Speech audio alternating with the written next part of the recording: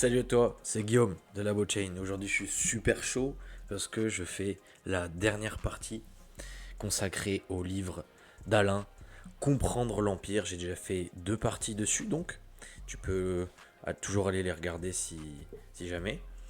Et aujourd'hui, on s'attaque vraiment au cœur je dirais des enjeux finalement, parce que là on va parler des enjeux et surtout des causes. On va voir à la fin qu'est-ce qui, qu'est-ce qui a engendré cet empire, comme il dit. Parce que le titre, encore une fois, c'est Comprendre l'empire. Mais qu'est-ce que ça veut dire au juste? On va voir ça, t'inquiète pas. Commençons avec ce premier passage qui illustre bien la chose. Ainsi, la banque chrétienne, initialement catholique et italienne, sombrera dans le crime familial et l'épopée tragique, tandis que l'industrieuse pratique protestante et bourgeoise triomphera pour devenir monde, d'abord dans le monde réformé allemand, puis dans le monde occidental tout entier, via le puritanisme anglo-saxon. Nous en sommes d'ailleurs toujours là aujourd'hui, où deux principes bancaires coexistent en Occident, l'un protestant et de forme plutôt ascétique et entrepreneuriale, l'autre plus difficilement nommable et plus spéculatif, principe tantôt allié, tantôt concurrent. Donc, finalement, qu'est-ce qui nous intéresse? C'est ceci, la jonction de la banque et de la couronne d'Angleterre, qui amènera donc l'Empire. Ce sera la naissance de l'Empire à ce moment-là. Deux principes contraires qui, alliés, produisent d'évidence un énorme saut qualitatif. Ce sera l'alliance de la noblesse et de la banque historiquement effectuée cette fois par la couronne d'Angleterre. Alliance et saut qualitatif que nous pouvons poser au sens où nous l'entendons comme acte de naissance de l'Empire. Donc. Alliance de la couronne et de la banque qui produira un pouvoir de domination sur le monde sans commune mesure avec les expériences précédentes italiennes ou germaniques. La force de modification sur la marche du monde de la Compagnie des Indes orientales allant très au-delà de la théologie réformée et de l'épopée familiale des Borgia. Un pouvoir impérial donc, qui s'amplifiera encore, nous le verrons, en passant de la couronne et de la city à Wall Street et aux États-Unis d'Amérique, comme l'évoque souvent, de façon obscure et contradictoire, le populiste américain Lyndon LaRouche. Pas fait de recherche sur ce monsieur, mais je suppose qu'il y a des choses intéressantes à voir chez lui. Avec le système monarchique puritain anglais, au contraire, la banque partage le pouvoir, donnant à cette alliance a priori, contre nature, une stabilité et une puissance inégalées. Un pouvoir décuplé pour le prince, là c'est très très intéressant, un pouvoir donc décuplé pour le prince, mais aussi un risque de voir s'inverser le rapport de force. Un rapport de force établi par le pouvoir régalien, d'abord aux mains du prince, de battre monnaie. Donc déjà, il y a un humain a le pouvoir de battre monnaie. Déjà, c'est risqué. Le contrôle de la monnaie étant, dans un monde de moins en moins terrien et de plus en plus capitaliste, la clé de la domination économique et politique à travers la politique des banques centrales. On y vient, on y vient. C'est ce que je me tue. Enfin, c'est des petites parenthèses, hein. Mais quand je vois des affiches de communards ou de LFI ou je sais pas quoi qui disent taxer les milliardaires, mais ça change à rien. Le problème n'est pas là. On s'attaque pas à la cause là. On s'attaque peut-être aux effets, mais en tout cas pas à la cause. Continuons. Dès lors, le travail de la banque, à l'intérieur de ce pouvoir partagé et non visible au commun des mortels, c'est vrai, c'est vrai, c'est vrai, sera d'inverser le rapport de force, notamment en s'efforçant de prendre le contrôle de la monnaie. Une prise de pouvoir historiquement ratifiée par la privatisation des banques centrales. Voilà, c'est ça qu'il faut comprendre. On parle notamment de la réserve fédérale américaine, la banque centrale américaine, mais il n'y a rien de fédéral, il n'y a pas de réserve. Voilà, c'est... Et au final, ça a été privatisé. Originellement, c'est privé. Initialement, oui. Une prise de pouvoir nommée par les médias complices indépendance pour signifier qu'elles sont parvenues à échapper, en fin de course, au pouvoir régalien du prince, soit à tout pouvoir et à tout contrôle politique. La banque, s'émancipant progressivement de tout pouvoir politique caché, s'exerçant à travers la politique des banques centrales, masse monétaire, taux d'intérêt, blablabla, la banque se libère aussi logiquement de tout frein social. Et oui, déjà la personne moyenne l'ignore, monsieur et madame Michou l'ignorent, et même si elles se disent ouais là il y a peut-être un problème, elles ne peuvent pas vraiment détruire ce mécanisme. On peut le remplacer, et à la fin je mettrai encore en avant la technologie qui permet de remplacer cette abomination. Mais dans tous les cas, voilà, niveau social, la responsabilité de tenir compte des effets sociaux et humains des politiques bancaires, spéculation totalement déraisonnée, c'est même pire que la spéculation, c'est du gambling. On est plus sur du gambling pur et dur. Je vais y arriver. Désindustrialisation, délocalisation, chômage, etc. Incombant toujours, officiellement et médiatiquement, aux princes et aux représentants politiques. Et oui, à chaque fois, on dit c'est à cause de Macron, c'est à cause de Trump, c'est à cause de Poutine, c'est à cause de je sais pas quoi, je sais pas qui.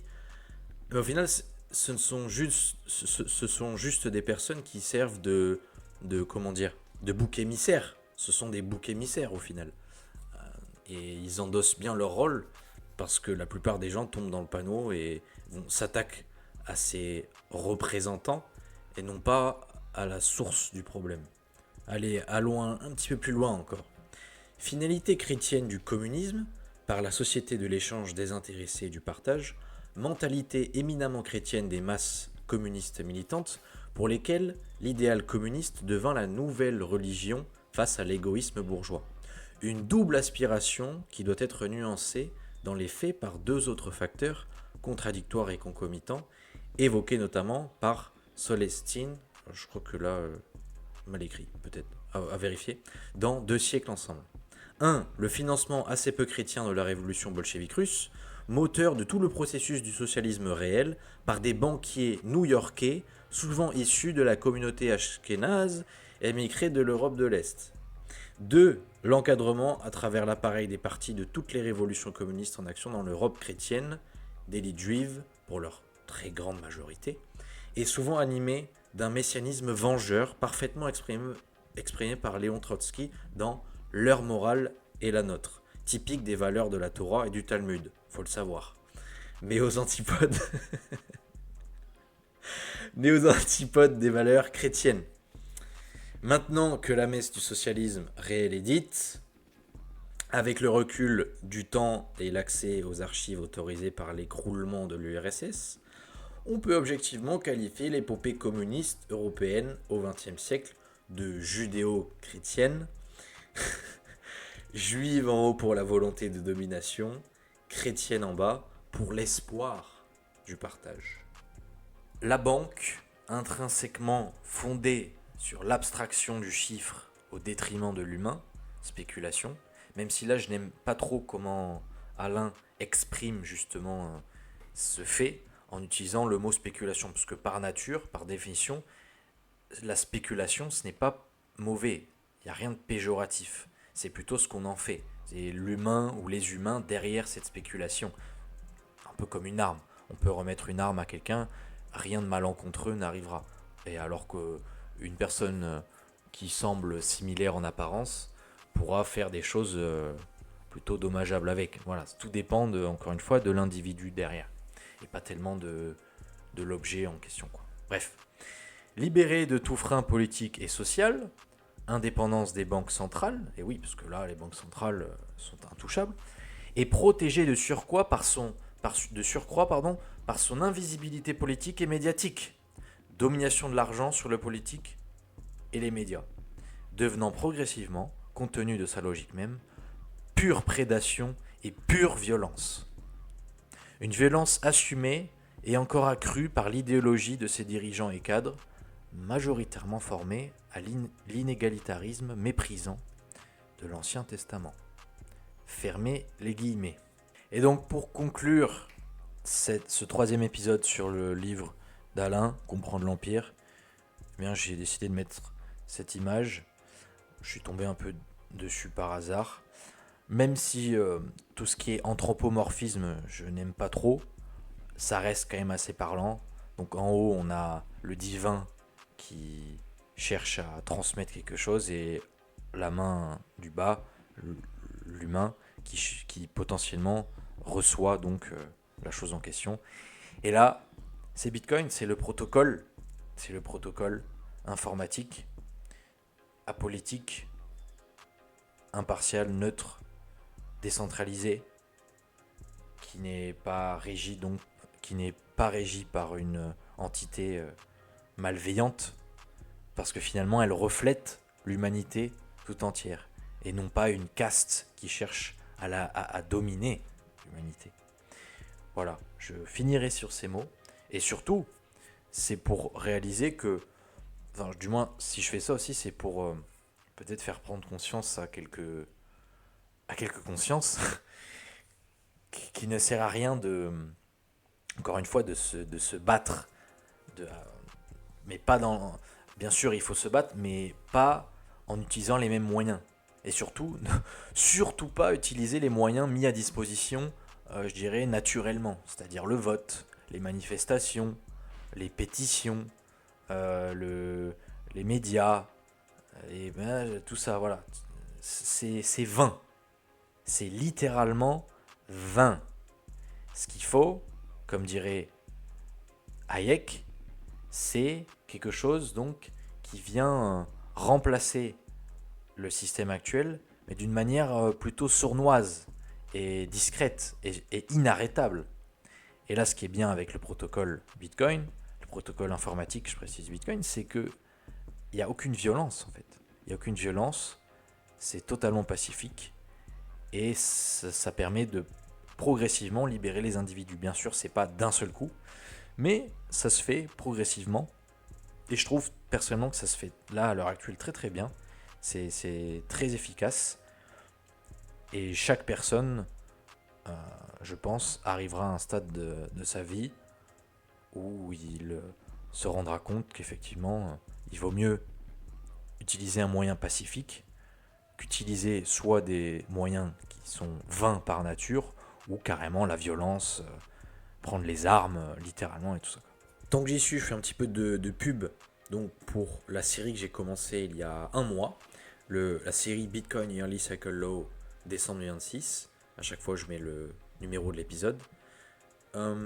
J'ai fait une mise à jour hier, parce qu'hier on était dimanche. Donc n'hésite pas à aller regarder ça. Il y a la playlist maintenant sur le sujet pour pouvoir s'y retrouver juste ici. Et n'hésite pas à aller voir tous les liens que je mets en avant dans ma bio. Sur ce, je te dis à très très vite. C'était Guillaume de Labochain.